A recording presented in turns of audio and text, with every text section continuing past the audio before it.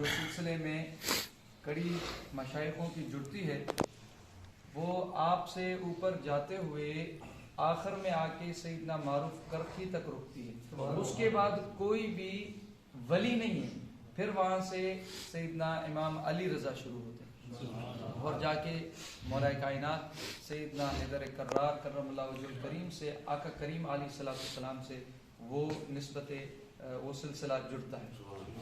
آپ جب جس گھر میں کرخ اس علاقے یہ اس زمانے سے ایک چھوٹا بغداد کا گاؤں ہے تو آپ اس میں جب پیدا ہوئے تو ایک عیسائی خاندان میں پیدا ہوئے. تاریخ میں آتا ہے کہ انہوں نے آپ کو عیسائی ایک نصرانی مدرسے میں داخل کروایا اور استاد نے کہا کہ معاذ اللہ استغفر اللہ بولو کہ خدا تین ہے. تو وہ معاذ اللہ پاک کو بھی نصرانی مانتے ہیں خدا, لیکن جبریل کو اور حضرت جبریل کو بھی خدا اور حضرت عیسیٰ علیہ السلام کو معاذ اللہ کا بیٹا مانتے ہیں. تو کہا کہ یہ بولو کہ تین ہیں.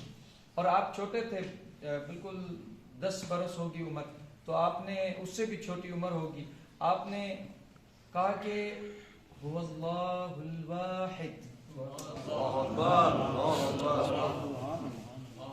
وہ اللہ ایک ہے.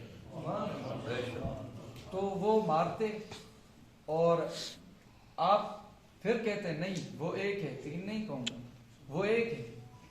اس طرح آپ کو بہت یعنی کہ سخت جو مثلا وہاں استاد نے سختی کی تو زخم بھی ہو گئے. رات کے وقت سیدنا معروف کرخی آپ نے ایسا کیا کہ آپ مدرسے سے نکلے اور ایک قافلہ جا رہا تھا. اس قافلے کے ساتھ جڑ کر آپ چلے گئے اور آپ قصداً اس قافلے میں گئے تھے. آپ کو پتا تھا کہ قافلے تو اور بھی تھے لیکن یہ قافلہ جا رہا تھا مدینۃ المنورہ. اور دنیا کے اندر اس وقت علم ہنر نیشابور میں بھی جا رہا لوگ تھے اور خراسان میں بھی تھے, بخارا میں بھی تھے, ماوراء النہر میں بھی تھے, اور اس وقت لوگ شام میں بھی تھے, امن میں بھی, یمن مصر میں بھی تھے, علماء تھے, مشائخ تھے.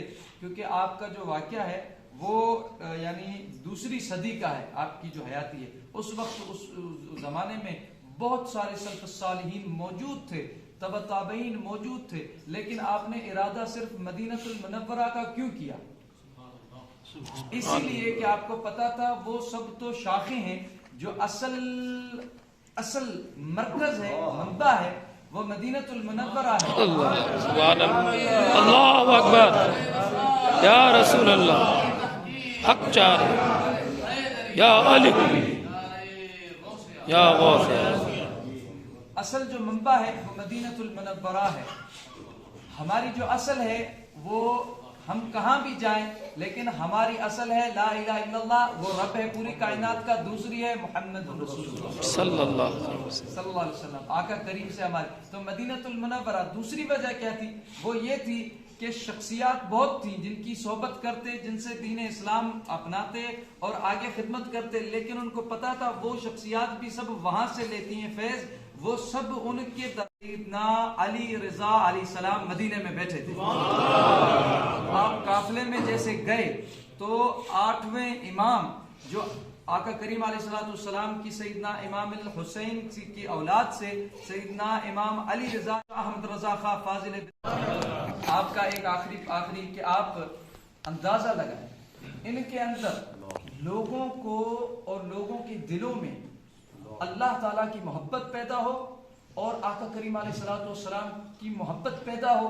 اس کے لیے کتنے یہ حریص ہوتے, کتنی جدوجہد کرتے تھے اور کتنے ان کی چاہت ہوتی تھی. ان کی ساری زندگی کا مقصد یہ ہوتا تھا. آپ گزر رہے ہیں تو ایک کشتی تھی جو ساحل سے دجلہ سے گزر رہے تھے, تو آپ کے ساتھ جماعت تھی, تو ایک ساحل پہ قریبی کشتی تھی, اس کے اندر نوجوان تھے اور وہ شراب پی رہے تھے, اور وہ جو ان کے ساتھ کچھ جو ہے وہ ساز کے جو ہے وہ باجے وغیرہ اس طرح سامان تھے, اور وہ گا رہے تھے اور عجیب یعنی کہ دنیا کی اس یعنی خرافات کی محفل میں تھے. وہ جو انہوں نے کشتی میں بنائی ہوئی تھی ادھر اور عجیب طرح آوازیں نکال کے کہا تو وہ شغل کر رہے تھے پورا. یہاں سے انہوں نے کہا کہ استغفر اللہ، آپ ان کے لیے دعا کریں کہ ہم انجو غرق شوند، کہ یہیں پر ختم غرق ہو جائیں، آپ بدعا کیجیے. تو سیدنا معروف نے کہا کہ می کو نہ، کہا میں کرتا ہوں. تو آپ نے ہاتھ اٹھایا اس طرح، اور ہاتھ اٹھائے کہ آپ نے کہا کہ خدایا ہم چنا کی اینجا عیش می کنند، در قیامت آرا ہم چنا عیش بکنا. یا اللہ جس طرح یہ ابھی اس طرح عیش و مستی و خوشی میں ہے، قیامت میں ہر کوئی غم میں ہوگا، ان کو اسی طرح اس دن خوشی میں یوں جھومتا ہے. اللہ اللہ. ابھی وہ جو فقراء تھے ساتھ، ان کی جو فکر تھی وہ تو سمجھ نہیں پائے کہ یہ کیسے، یہ جو کام کر رہے ہیں وہ تو بالکل شر ہے، اور آپ ان کے لیے دعا کر رہے ہیں، وہ تو سراپا خیر ہے، یہ کیسے ہے؟ تو آپ نے فرمایا میں نے جو ارادہ کیا ہے وہ تم نہیں جانتے ہو، میں نے جو نیت کی ہے وہ تم نہیں جانتے ہو. تم دیکھو انشاءاللہ، دیکھو انشاءاللہ. تھوڑی دیر ہوئی، سبحان اللہ، تھوڑی دیر ہوئی، کچھ لمحہ گزرا کہ کشتی پہ موجود جتنے بھی نوجوان تھے ان سب نے آہستہ آہستہ کر کے جو ان کے ہاتھوں میں شراب اور اس کے پیالے اور اس کے برتن تھے وہ یوں نہ پھینکنا شروع کر دیا. آہستہ آہستہ ایک نے پھینکا تو دوسرے نے کہا کہ اگر آپ میرے دوست تو آپ نے پھینکا ہے تو یہ شے میں بھی قبول نہیں کرتا. اس نے بھی پھینکا، اس طرح سب نے پھینک دیا. پھر جو ان کے ساتھ سامان تھا جو ساز بجا رہے تھے اس نے کہا کہ یہ بھی اچھا نہیں ہے، اسے بھی توڑتے، کب تک ہم غفلت میں رہیں گے. اور سیدنا محبوب سبحانی شیخ عبد القادر جیلانی رضی اللہ تعالیٰ عنہ فرماتے ہیں کہ تو کیا کر رہا ہے نوجوان، یا غلام تضیع قلبک فی الدنیا، تیرے پاس سب سے عظیم شے تیرا دل ہے، ادھر تیرا رب سماتا ہے اور یہ تیرے پاس ہے. یہ اللہ تعالیٰ نے کسی زمین آسمان حجر شجر پتھر کسی کو نہیں دیا، یہ تجھے دیا ہے، وہ تیرے پاس موجود ہے. تو جب تک زندہ ہے تیرے پاس عظیم یہ ہتھیار ہے کہ تو اپنے رب کو سما جائے. ایسے تیرے کا اللہ تعالیٰ نے تجھے وہ مکان دیا ہے، وہ تو لے کے پھر رہا ہے. آپ نے فرمایا تو ضائع کر رہا ہے تیرے دل کو، جلدی اس کا استعمال لے لے، اور اس کا استعمال ایسا ہے کہ تو دنیا جہاں بھول جائے گا اور اس کے خالق کو اپنے اندر سما جائے گا. آپ نے اور سیدنا شیخ معروف آپ نے کیا فرمایا، کہا دیکھو. تو وہ انہوں نے ساز وہ توڑنا شروع کیے اور پھینک دیے. اس کے بعد اچانک وہ سارے ذکر کرنا شروع ہوئے، سارے وہ جو گا رہے تھے، وہ جو خمر میں مست تھے، وہ سارے ذکر میں اہل ذکر بن گئے اور وہ رو رہے تھے، گریہ زاری کر رہے تھے، اور شیخ کھڑے رہے اور وہاں نظارہ دیکھ رہے تھے. اور وہ سارے حیران ہو گئے جو فقیر، انہوں نے سوچا کہ یہ کیا دعا کر دی، بد دعا دی آپ نے دعا. تو انہوں نے سارے وہ کشتی سے اترے ہیں اور روتے ہوئے شیخ کے آ کے قدموں میں گر گئے اور کہا کہ من دست شما توبہ می کنیم، ہم آپ کے ہاتھ پہ یہ سارے جو ہیں ان سے توبہ کرتے ہیں کاموں سے، اور ہمیں اللہ سے جو جدائی ہے آپ وہ فاصلہ طے کرا دیجیے. تو میں آپ سے صرف اتنی سی بات کرتا ہوں، جب سیدنا معروف قرخی رضی اللہ عنہ ایک اہل اللہ میں سے ہیں، اولیاء میں سے ہیں، امت کے ایک ولی ہیں، ان کی شان یہ ہے کہ وہ جب بھی امتیوں کو، نوجوانوں کو، لوگوں کو دیکھتے ہیں کس طرح وہ اپنی گناہوں میں، برائیوں میں، لیکن پھر بھی ان کے دل کتنے نرم ہیں لوگوں کے لیے کہ بدعا کہی تو نہ کی اور دعا کی کہ یہ اللہ اس طرح خوش، یا آج امتی اس سے ادھر خوش ہے، قیامت میں بھی خوش ہو. جب معروف قرخی ایک ولی جو 200 سال بعد ہجری آتے، ان کا امت کے لیے یہ درد ہے، امت پہ اتنے شفیق ہیں، اتنے کریم ہیں، تو آپ اندازہ لگاؤ سید الانبیاء والمرسلین اور سید ولد آدم نبی رحمہ صلی اللہ علیہ وسلم، ہمارے نبی کا ہم سے کیسا پیار ہوگا. سبحان اللہ، سبحان اللہ.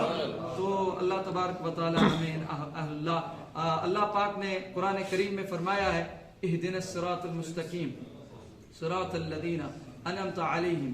یا رب العالمین ہمیں اس مستقیم صراط اس سیدھی راہ کی ہدایت فرما کہ وہ صراط مستقیم کہ جس پر تو نے ان کو انعمت علیہم، ان لوگوں کی صراط، ان لوگوں کا رستہ جن پر تیرا انعام تھا.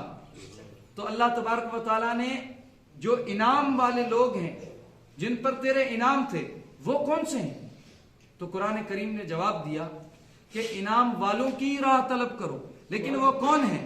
تو کہا کہ انعام والے وہ ہیں من یطیع اللہ والرسول، جو اللہ اور اس کے رسول صلی اللہ علیہ وسلم کی اطاعت کرتے ہیں. وہ کون ہے؟ فَأُولَئِكَ أَنْعَمَ اللَّهُ عَلَيْهِمْ مِنَ النَّبِيِّينَ وَالصِّدِّيقِينَ وَالشُّهَدَاءِ وَالصَّالِحِينَ أُولَئِكَ رَفِيقًا. فرمایا رب کریم نے کہ جن پر انعام ہے ان کی راہ مانگو، وہی صراط مستقیم ہے. کون ہے؟ وہ جو میری اور میرے رسول کریم صلی اللہ علیہ وسلم کی اطاعت کرتے ہیں. انہی پر تو اللہ نے نبیوں میں بھی کیوں حضرت موسیٰ علیہ السلام نے بھی طلب کی تھی کہ میں امتی ہوں، اللہ اگر آؤں تو آقا کریم کا امتی بن جاؤں. نبی بھی آتے تو وہ میثاق لیا تھا کہ میرے حبیب پہ ایمان لانا تھا. وہ اطاعت مصطفیٰ کرتے، ان کی شریعت نہ شریعت محمدی چلتی. تو نبیوں میں بھی انعام وہ اطاعت مصطفیٰ کے لیے وجہ سے، اور پھر صدیقین، شہداء اور صالحین، اہل اللہ، اولیاء، ان سب کو اللہ تعالیٰ نے آقا کریم کی اطاعت کی وجہ سے ان پر انعام کیا ہے، اور فرمایا انہی انعام والوں کی راہ کو مانگو، وہی صراط مستقیم.